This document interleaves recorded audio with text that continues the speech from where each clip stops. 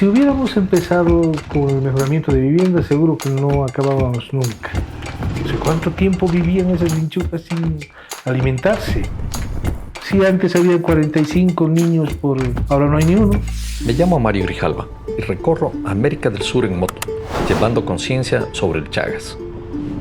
Estoy llegando a Tupiza, al sur de Bolivia, al Hospital Eduardo Eguía, donde nos espera una entrevista muy importante. Este es un centro de atención al paciente chagásico, el cual está a mi cargo. Soy coordinador médico del centro y está ubicado en la ciudad de Tupiza. Yo llevo 30 años de experiencia en lo que es Chagas y trabajo de campo, también de consulta de pacientes.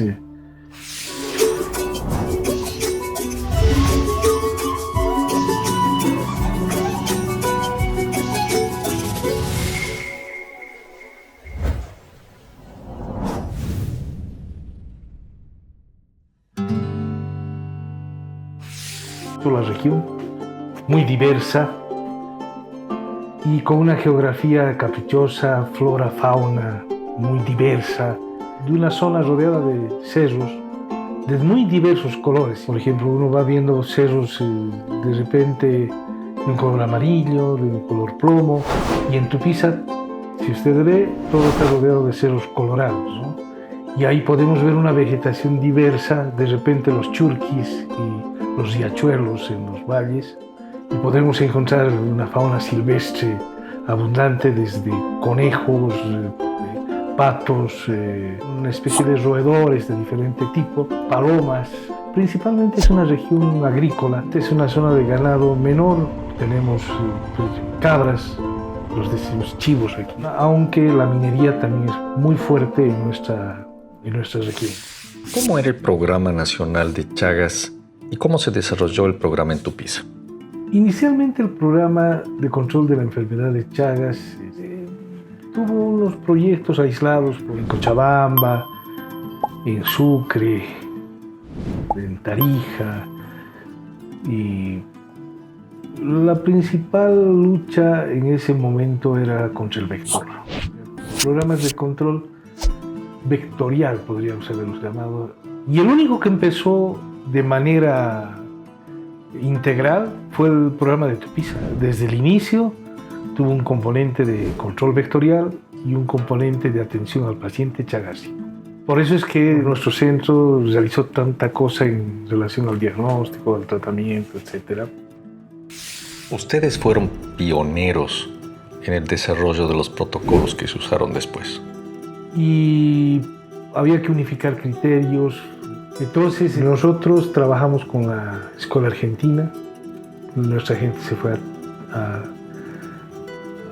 capacitar en Jujuy. Todos el personal técnico, laboratorial, médicos, etc. Y se armó un proyecto integral, idea de Manguén, que magnífica. Ya teníamos un consultorio, ya nos metíamos en la sala de partos a ver si había Chagas agudo de transmisión congénita. En ese tiempo había dos tipos de intervención para controlar las vinchucas. Y nosotros hicimos las dos cosas. Pero si hubiéramos empezado con el mejoramiento de vivienda, seguro que no acabábamos nunca. Entonces la idea fue fumigar. Quieras o no fumigando, bajas la carga vectorial, y a menor carga vectorial, menor picadura, menor posibilidad de infección, etc. Entonces se hizo el fumigado en las condiciones en las que se trató de ver lo mejor posible, y se empezó a fumigar. Ya sabemos que el insecticida tiene un poder residual corto. En nuestro caso, Christian Scofield, el principal entomólogo inglés, estuvo aquí en Tupiza trabajando con nosotros y haciendo proyectos de pruebas de residuales de pared. Entonces tuvimos mucha suerte en conocer mucha gente importante que técnicamente nos ha dado formación, digamos, para poder ir haciendo las cosas lo más científicamente posible, poder medir nuestros impactos. en fin, que de repente en otros proyectos se hacía algo, pero no se sabía el resultado. Entonces nosotros siempre sabíamos el resultado, ¿no? Y siempre teníamos ese afán de medir lo que hacíamos. Empezamos a fumigar con los argentinos. Nosotros fumigábamos y hacíamos recolección de las vinchucas, pues. Y dejábamos una bolsita para que recolecten las vinchucas para ver que sí iban moviendo. Y bueno, sabíamos que sí había funcionado el insecticida, ¿no? ¿Cómo era el mejoramiento de vivienda?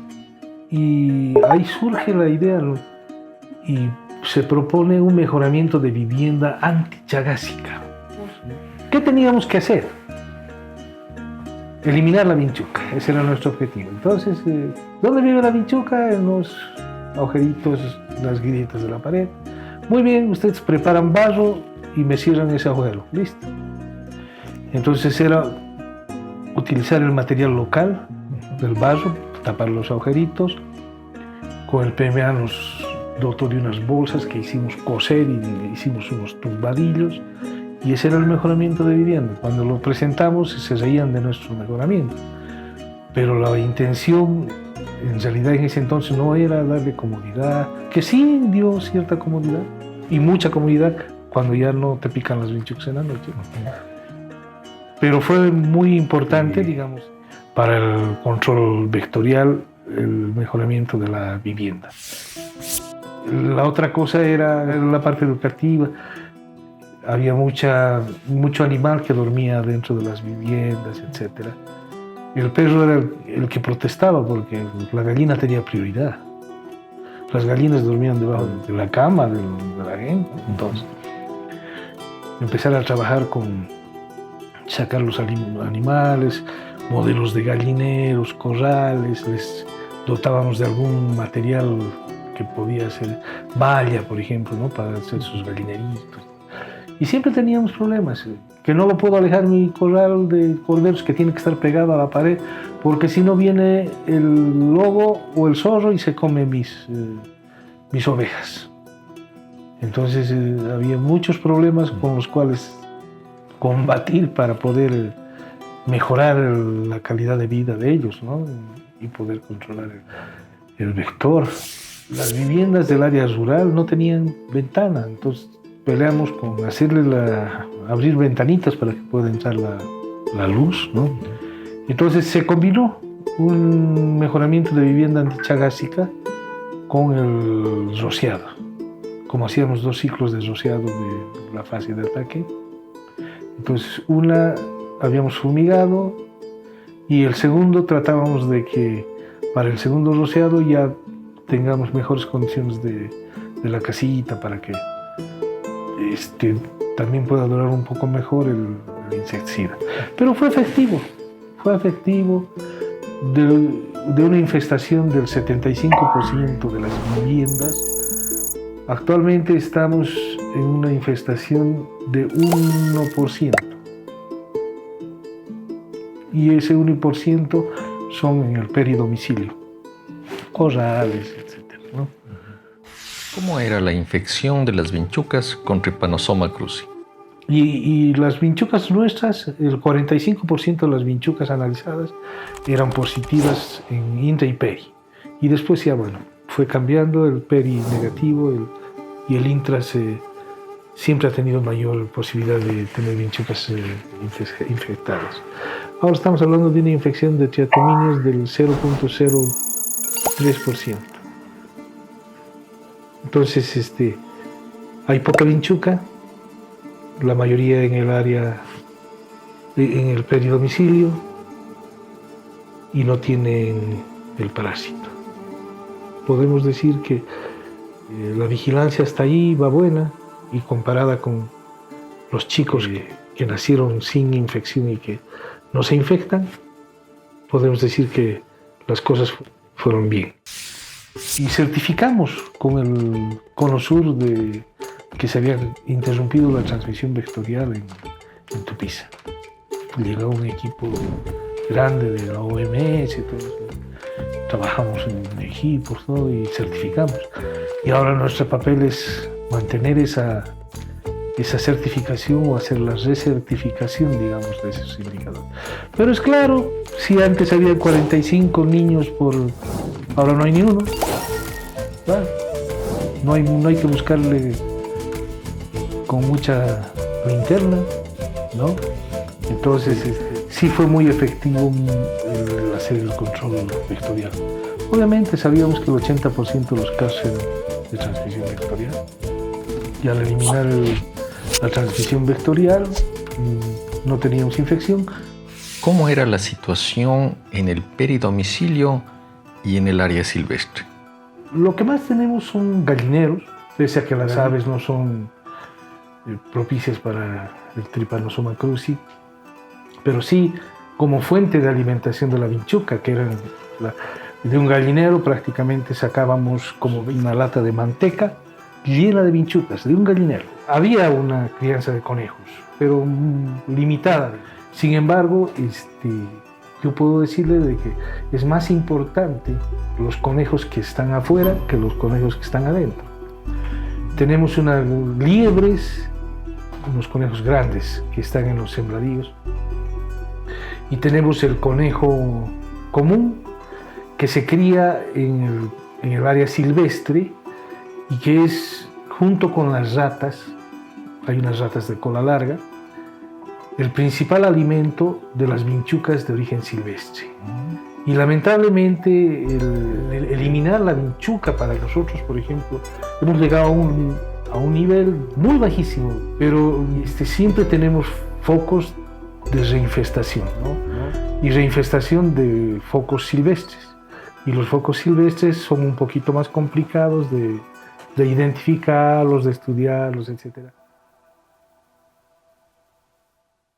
¿Tuvieron problemas con resistencia de las vinchucas a los insecticidas? Tratamos de hacer muchas experiencias para el seguimiento del efecto residual de los insecticidas, etc., las pruebas de pared. En general no hemos tenido problema. El único producto que hemos utilizado nosotros es los piretroides de diferente variedad, pero siempre piretroides. Y midiendo, siempre hemos tenido un buen poder de volteo inmediato y el poder residual. 3 meses buenos y después podemos charlar. Nosotros hacíamos 2 ciclos, uno y a los 6 meses un segundo ciclo de aplicación del insecticida en las viviendas nuevas y el tratamiento de las viviendas reinfestadas. Pero de repente también era infestación residual. Alguna vivienda de que no se fumigó cuando vino la campaña, por algún motivo quedó infestada. No estaban, no Sí. querían. Entonces, también, tratábamos de hacer una encuestita tratando de ver si nos estaba reinfestando o si habíamos dejado focos, ¿no? ¿Qué otras lecciones aprendieron durante este proceso? La verdad, a la vinchuca mis respetos, porque casas abandonadas no eran motivo de fumigación. O sea, se fumigaba la casa habitada, aunque esté temporalmente sin habitantes, ¿no ve? Porque migraron temporalmente, sí. Pero no estaba en el protocolo fumigar casas no habitadas. Y nos fuimos a deshacer las casas, ¿no? Porque eran casas que estaban partes de casas, ¿no? Que no tenían buen techo, que no tenían pared, etc. Y empezamos a deshacer todo y encontramos, al levantar el techo, encontramos defecación de ratones en las paredes o sea, los ratones estaban por el techo. Segundo, encontramos pajaritos muertos, secos ahí, con su nidito, que seguramente, yo digo, era una alimentación variada para la vinchuca, ¿no? Y tercero, en los palos de defecaciones frescas, entonces, a deshacer. Y encontramos que habían focos de vinchucas, principalmente de 4º, 5º estadio, de repente en muy mal estado general las vinchucas, pero estaban vivas. Entonces, ¿qué quiere decir? Y ahí es donde van los estudios que después empezamos a tratar, los estudios de tolerancia al ayuno. O sea, ¿cuánto tiempo vivían esas vinchucas sin alimentarse? Y esperaban que vuelva la alimentación, o se alimentaban de fuentes pequeñas de diferentes especies de animales. Qué impresionante cómo sobreviven esas vinchucas en casas abandonadas. Pero más allá, no falta la mano del hombre, pues. O sea, eran abandonadas, pero cuando Francisco tenía que arreglar su corral, agarraba a sus chivos y los encerraba en esa vivienda abandonada, semicaída. Entonces, no era cierto que no había presencia de alimentación en esas viviendas. Cuéntenos alguna otra anécdota de la lucha contra el Chagas. Es interesante lo que pasa, ¿no? Estamos trabajando con gente y de repente yo llegaba a la comunidad a ver la vivienda 1. No había la vivienda 1. El tipo se trasladó y se llevó la puerta al medio de la comunidad. Y la vivienda 1 ahora era la del medio de la comunidad. Porque la puerta, que era la numerada, se la llevó. Cosas interesantes, digamos, que siempre pasan y que no están pues en nuestra normativa, ¿no? Tal como debe ser. Entonces son cosas que nos han ido pasando. De una infestación del 75% de las viviendas, hoy Tupiza está en apenas un 1%. Se logró certificar la interrupción de la transmisión vectorial. Es que si antes el 45% de los niños estaban infectados, hoy ya no hay nuevos casos. Detengámonos un momento a pensar en lo que esto significa. Detrás de estos números hay décadas de trabajo, miles de visitas casa por casa. Es una prueba de que la constancia de los profesionales del programa de control, aplicando y evaluando sus acciones científicamente y con la participación activa de la comunidad, se puede mover montañas. En el próximo capítulo seguiremos recorriendo esta historia extraordinaria y descubriremos la otra cara de la lucha contra el Chagas, los pacientes, su tratamiento y el nuevo paradigma en el manejo de Chagas en Bolivia. No te lo pierdas. Acompáñame en este viaje en moto contra el Chagas por Bolivia, una comunidad en acción.